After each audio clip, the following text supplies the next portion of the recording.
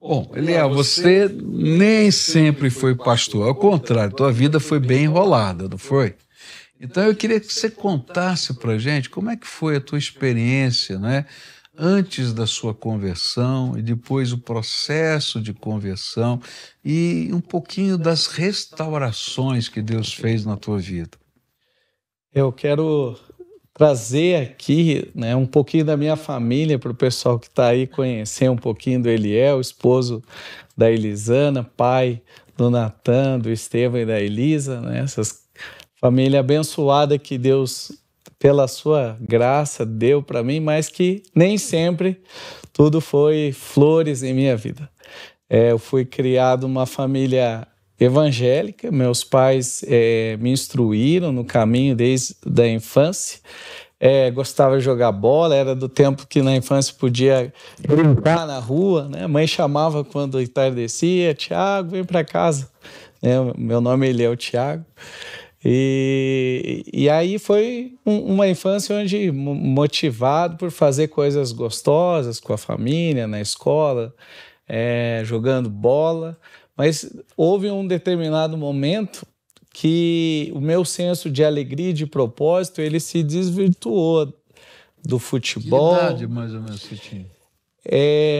14 anos para 15 anos. Foi quando eu conheci a maconha e aquele efeito escada, né, uma escada ladeira abaixo, né, de começar com o cigarro, depois álcool, depois maconha, até abusar do crack, né? Quando eu conheci já tinha para 18 anos já. Então você foi da maconha para o crack direto? Foi uma progressão. Primeiro eu comecei fumando maconha. E aí foram vários anos, dos 15 até os 18, 19 anos fumando maconha. E depois eu comecei a misturar o crack com a maconha. Você colocava junto? Colocava junto. Para queimar junto? Isso, para não dar tanto o efeito de paranoia que o crack dá, então dava uma diminuída por causa do efeito da maconha. E aí foi como uma isca de Satanás, né?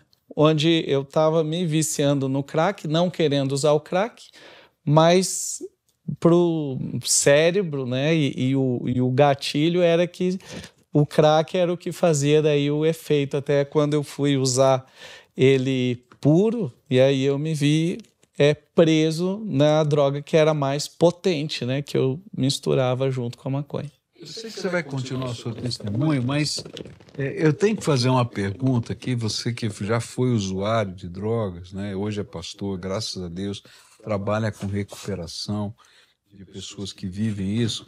Uma grande discussão hoje no mundo, tá? Inclusive no Brasil, mas no mundo todo, é sobre a questão da liberação da maconha, tá?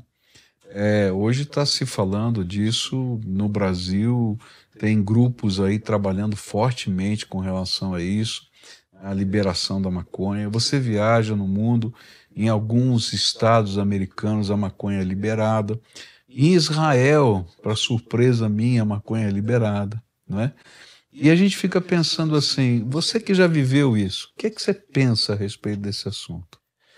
Então, essa questão da liberação, para quem já esteve do outro lado ou para quem já teve um parente, nós podemos trazer assim a ilustração da facilidade da aquisição do álcool, que uma criança consegue comprar, por lei não deveria, mas a demanda e quem conhece a realidade sabe de que é muito fácil, e por isso que ele acaba sendo uma droga com efeitos tão danosos para o corpo, e uma dificuldade daquele que está debaixo da maldição desse vício de conseguir a libertação, né? Porque enquanto as outras drogas ilícitas é no submundo que a pessoa vai comprar, essa é no mercado. E muita gente começa no mundo das drogas pelo álcool, né? E a gente sabe, por exemplo, de crianças de 10 a 12 anos que já estão viciadas. Eu conheço famílias que tiveram que lidar com isso.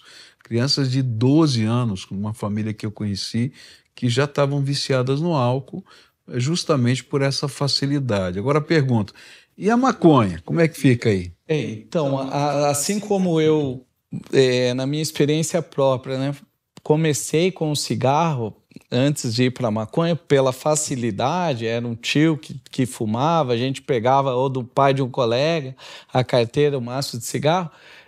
Acontece com a liberação de uma maneira bem prática, isso é tão danoso para o nosso país, caso, né, o sangue de Jesus tem poder que não aconteça, mas porque a criança ela não vai num estágio intermediário. Se for para fazer uma coisa estultícia, digamos, de adolescente, de moleque, ele já vai para a maconha. Então ele está pulando. E quantas doenças, né, mentais podem ser desencadeadas através do uso da maconha, que já é comprovado. Esse é um outro mito, né, que se fala, né, que a maconha não tem problema, não faz nada. Mas eu pessoalmente, já fui atender a uma família cujo jovem dessa família surtou, mas surtou de ter que ficar internado no hospital com um surto psicótico, tá? Em função do uso da maconha. Então, diz, não tem nada. Depende de como você usa, como está fazendo, se isso vira um vício progressivo. Além da progressão das drogas, tem também os gatilhos que se instalam na vida.